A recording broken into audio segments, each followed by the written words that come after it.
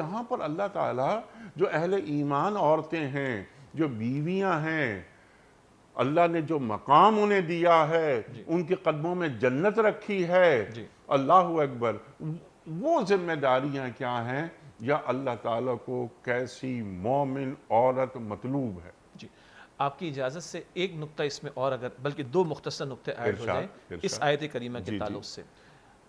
انبیاء کی بیویاں ہیں اور نہ مانی تو یہ انجام ہے۔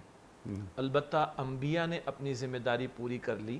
اس سے اہل ایمان کو جنہوں نے دعوت کا کام کرنا ہے، تبلیغ کا کام کرنا ہے، انہیں ایک کلیئرٹی رہنی چاہیے کہ ہم اپنے بس میں جو ہے اس کام کرنے کے مکلف ہیں، یعنی بات کو پہنچانا، سمجھانا، بتانا، کسی کو ہدایت دینا نہ دینا وہ اللہ رب العالمین کا کل اختیار اور طلب اور تڑپ بندے کی ہونی چاہیے۔ یہ میں نے کیوں عرض کیا؟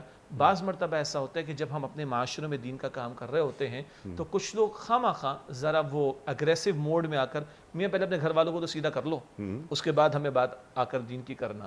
تو گھر والوں کو سیدھا کرنے سے مراد اگر یہ کہ گھر والوں کو دین کی بات سمجھائی جائے، یہ تو کرنے کا کام ہے، یہ پہلی پرائرٹی ہے۔ لیکن اگر کسی کے گھر والوں نے بات قبول نہیں کی یا خدا نخواستہ تسلیم نہیں کی یا وہ اپنے کردار کو درست کرنے کی کوشش نہیں کر رہے، تو اس کا یہ مطلب نہیں کہ گھر سے باہر دین کی دعوت پیش نہیں کی جا سکتی۔ یہ دو نبی ہیں، ان کی بیویاں ہیں، نہیں مانی ہیں، تو اس کا یہ قطعاً مطلب نہیں کہ نبیوں نے گھر سے باہر دعوت کا کام نہیں کیا۔